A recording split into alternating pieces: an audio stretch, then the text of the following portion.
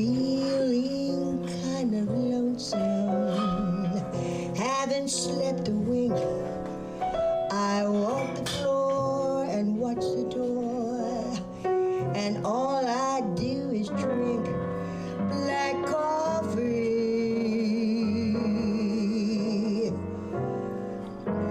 Life should load me down brew.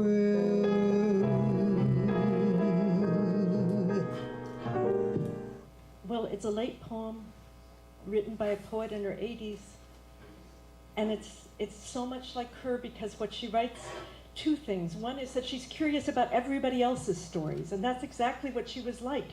She hated talking about herself. She was famous for that. She would only tell you the most odd and funny things about her life, never any of the big things, but she would always be asking about everyone else. Przepraszam przypadek, że nazywam go koniecznością.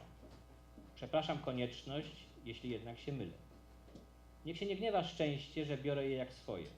Niech mi zapomną umarli, że ledwie tlą się w pamięci. Przepraszam czas za mnogość przeoczonego świata na sekundę. Przepraszam dawną miłość, że nową uważam za pierwszą. Wybaczcie mi dalekie wojny, że noszę kwiaty do domu. Wybaczcie otwarte rany, że kłuję się w palec. Przepraszam wołających z otchłani za płytę z menuetem. Przepraszam ludzi na dworcach za sen o 5 rano. I apologize to those who wait in railway stations for being asleep today at 5 a.m. Pardon me, hounded hope, for laughing from time to time. Pardon me, deserts, that I don't rush to you bearing a spoonful of water. And you, falcon, unchanging year after year, always in the same cage, your gaze always fixed on the same point in space. Forgive me, even if it turns out that you were stuffed. My apologies to the felled tree for the table's 4 legs. My apologies to great questions for small answers. Truth, please don't pay me much attention. Dignity, please be magnanimous. Bear with me, O mystery of existence, as I pluck the occasional thread from your train. Soul, don't take offense that I've only got you now and then. My apologies to everything that I can't be everywhere at once. My apologies to everyone that I can't be each man and each woman. I know I won't be justified as long as I live, since I myself stand in my own way. Don't bear me ill will, speech, that I borrow weighty words, then labor heavily so that they might seem light.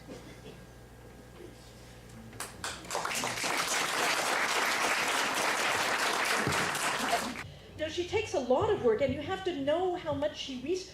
This was another one. This was a hard one too. She wrote a poem about Darwin, what he liked to read. That he liked to read novels where everything turns out well, because if you're doing natural selection, nothing ever turns out well. So, and I'd like to just quote several passages from this book to give you a taste of her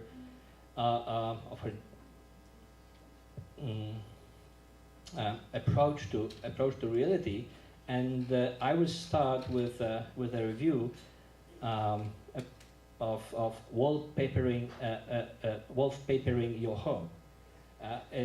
The book came out in 1976, and probably many of you remember that it was time when people trying to refurbish their apartments, they do all wallpapering by themselves.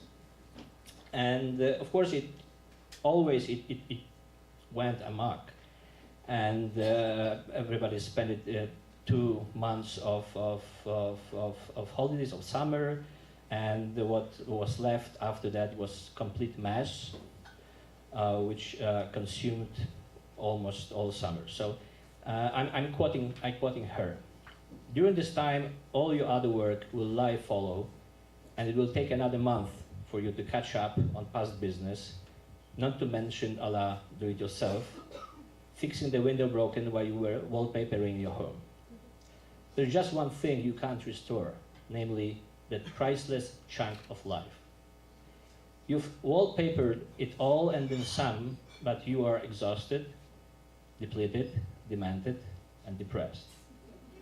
You are civically, culturally, and philosophically deprived. A whole lifetime may fly by in this fashion. And it does. It does. When she was reading a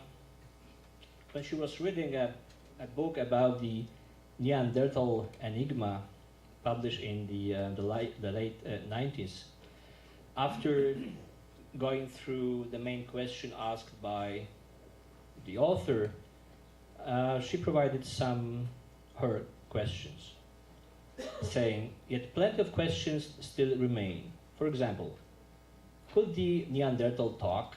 Probably. What sort of social ties did he form? What shaped his spiritual life, his beliefs, his vision of the world, his sense of self? These look like idle speculations, but the book shows that such questions have a scientific basis. I couldn't find one question, though. Did the Neanderthal cry? Did his tear ducts already respond to pain, and more important, to a wide variety of wounds and miseries? He might not have been able to give them precise names, but trouble with that at times myself. Nic dwa razy się nie zdarza i nie zdarzy. Z tej przyczyny zrodziliśmy się bez wprawy i pomrzemy bez rutyny. Choćbyśmy uczniami byli najtępszymi w szkole świata, nie będziemy repetować żadnej zimy ani lata.